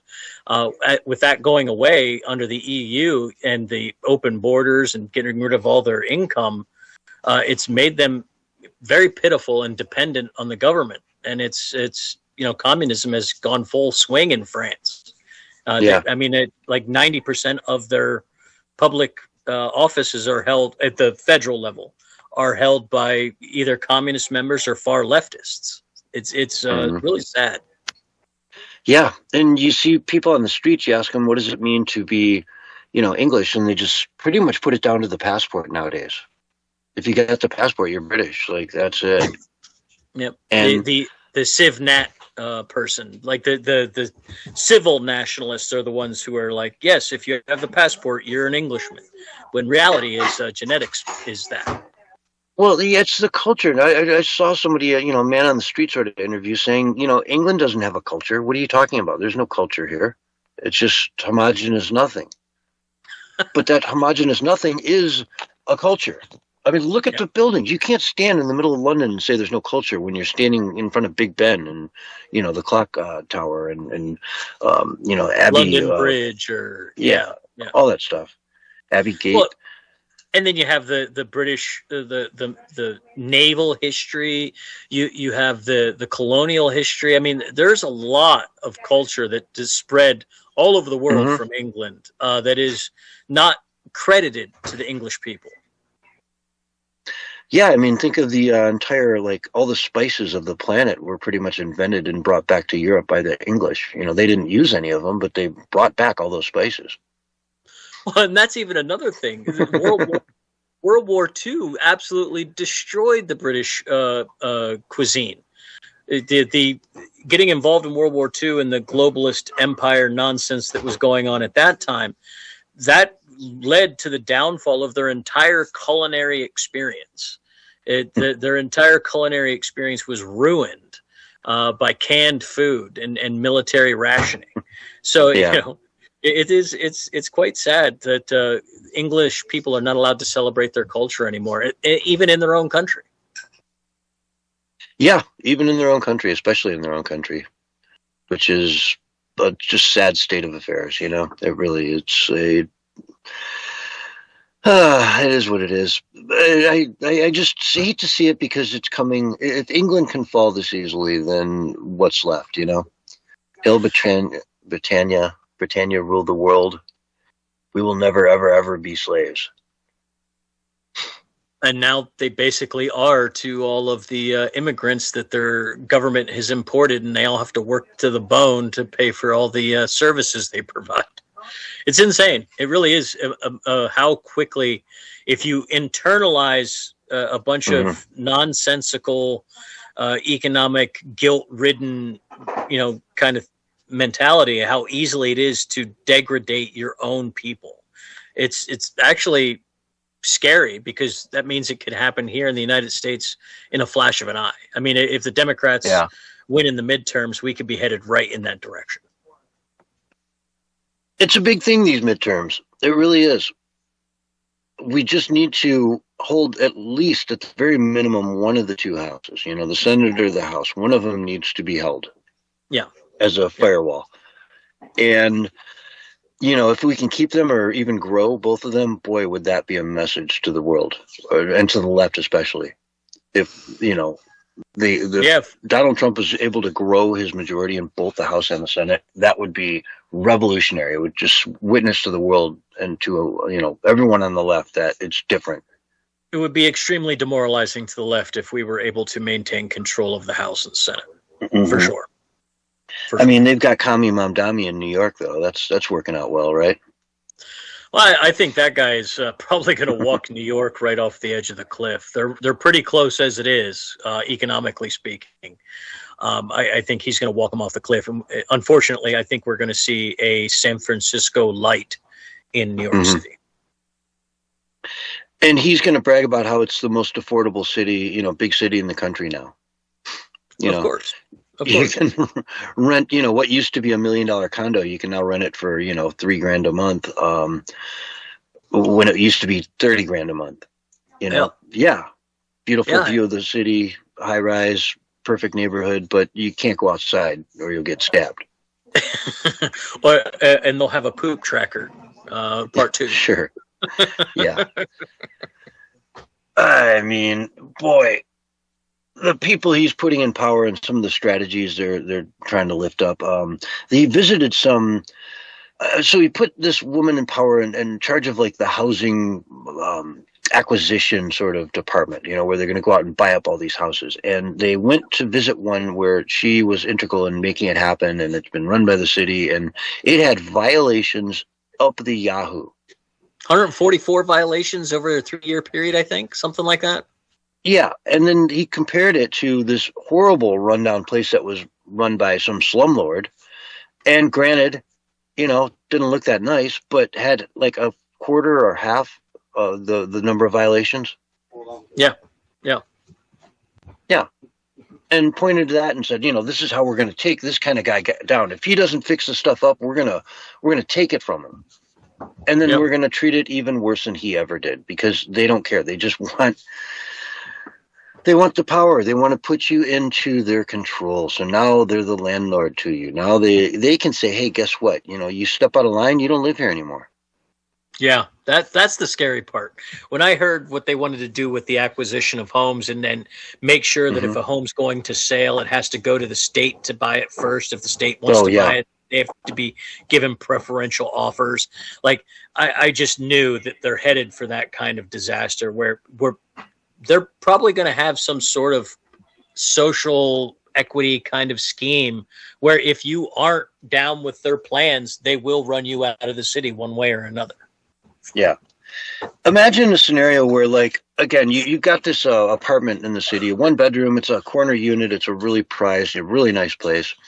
And your neighbor, he's got a 2-bedroom right next to you, and he wants your apartment really bad because he wants to knock out the wall and make it a massive, 3-4 bedroom, whatever. And so he's been on you for years saying, hey, man, if you ever sell that, just let me know. I'll give you above market value. I'll give you whatever you want because I really want that property.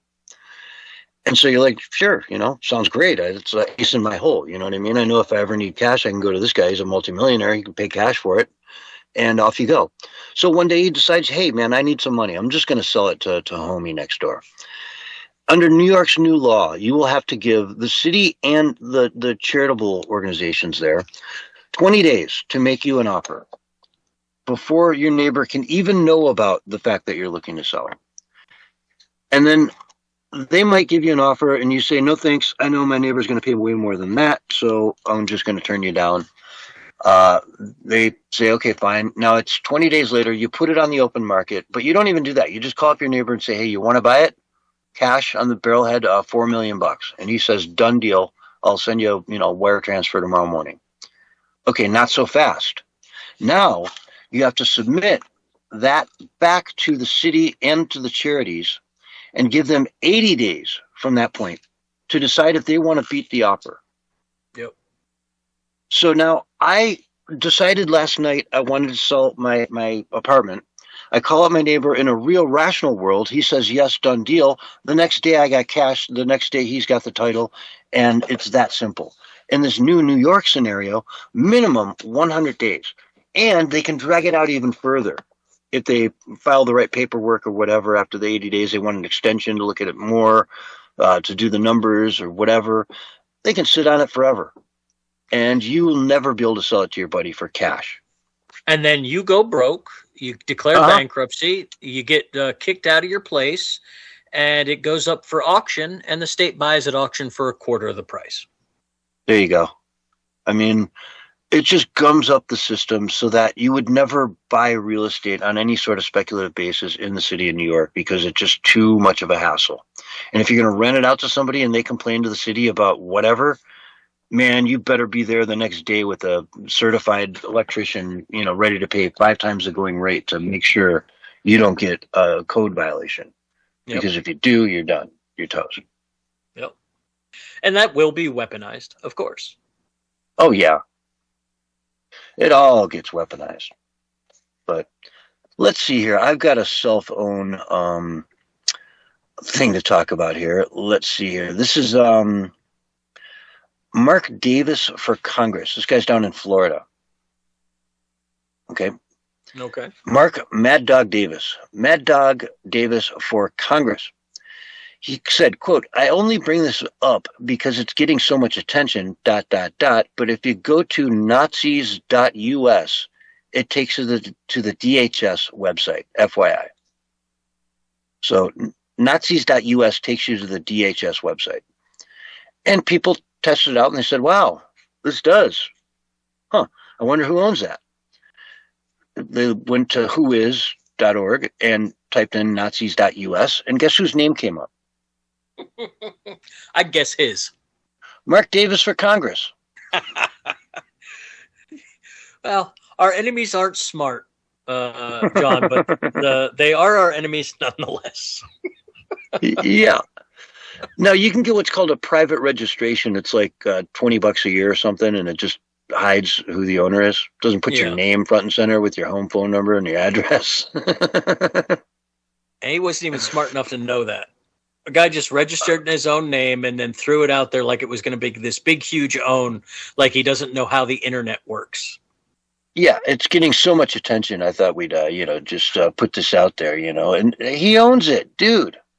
It's a perfect example of how the politicians on the left are stirring up this violence, stirring people up. Yep. They're creating the conditions where their little foot soldiers will go out and do terrible things to conservatives and Republicans and even people that aren't conservative or Republican if they support whatever the thing they're not supposed to support is. These people, that if Trump really wants to make an impact on the midterms, arresting guys like this caught in active situations where they're creating this, fomenting this revolutionary action, that would make a big dent in the popularity of the GOP if we could start arresting some of these. I'd call them criminals. Some people call them treasonous. Others just call them communists. But they're just creating havoc to create havoc so they can win power back, and we got to stop that. Yeah, and it's so blatant, too. I mean, what is going on in Minnesota leads straight back to people. There are several whistleblowers that said they went to Tim Walz years ago about this stuff. And he shut them down, threatened them, did all kinds of malicious actions against them, basically ruined their careers. Yeah. And I'm sure that's the case in every blue garbage. State. Yeah, it is Garbage. You're guilty. If you did that, you knew about it, and you let it happen as governor, man, you're negligent. You have a duty to uphold the people, the rights of the people, not just to turn a blind eye to massive multi-billion-dollar fraud rings. You're complicit, bro. Yeah. I mean, look what the Democrats put Blagojevich in jail for selling Obama's Senate seat because he sold it to a guy they didn't want him to sell it to. So, I mean, we can arrest Walz for doing. I mean, it's not like it's unprecedented. It's not like mayors and governors are immune from prosecution if they violate the Constitution or the law. Mm-hmm. Exactly. Let's see. In the limited time we have left, let's talk about this one. The Court of Appeals ruled this week that federal district courts lack power over immigration cases, over individual cases, right? So all of these little federal district judges who have been making crazy stay orders and whatnot and demanding people come, none of that is going to happen anymore. The Court of Appeals just shut it all down. Huge win for Trump. Big, very big. Yeah. Part of the reason why it's taken so long to get so many people rounded up and deported is because we've been fighting these court battles with all these blue states that are trying to resist deportations. If we can get that court battle stuff out of the way, we can just get to kicking folks out, and it'll go a lot smoother once we get numbers down. Well, this is a big one right here, of course. Yeah, I mean, a federal district judge says, "Hey, you can't take that guy out." You just say, "You don't have power. Sorry, we're out of here. He's going." Yeah, nothing exactly. you can do. Yeah. It crushes any precedent that they were trying to set. Yeah. Abrego Garcia, the Maryland dad, right? The father dude, who was an MS-13 member, or is a MS-13 member, which is why he was being deported. There was also that dude that got sent down to El Salvador, to the prison of the CCOT, and then there was the senator or congressman that went down to visit him. They had margaritas out in the courtyard together. Yeah. You know. Yeah, that whole nonsense Apparently, that guy's on the streets in Maryland still. Yeah, because a circuit judge or Exactly. district court said, "Yeah, let's put him back on the street," and now that's done.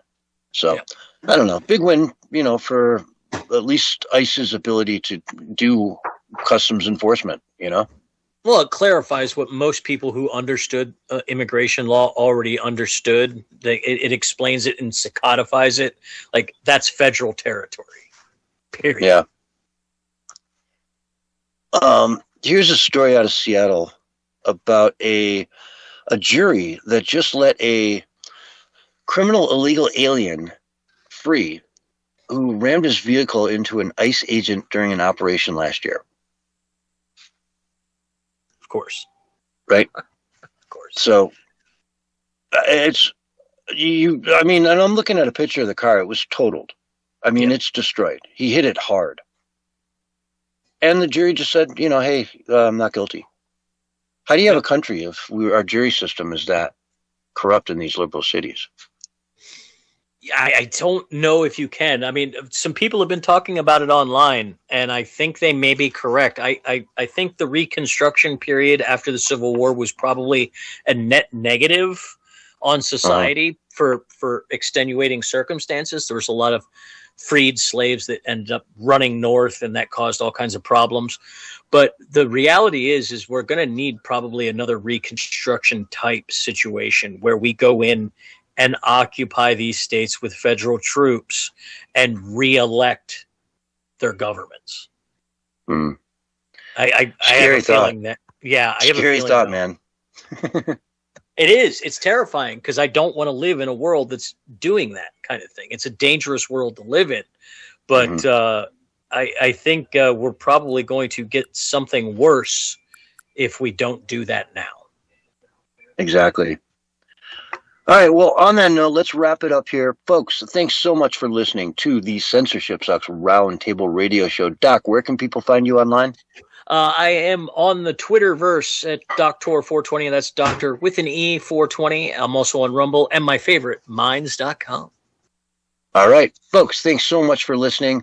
We will see you all on Wednesday night at 6:00 p.m. Eastern Time, right here on this channel. Thank you for listening to the Censorship Sucks Roundtable Radio Show. If you missed any of tonight's show, you can find it and others in our archives.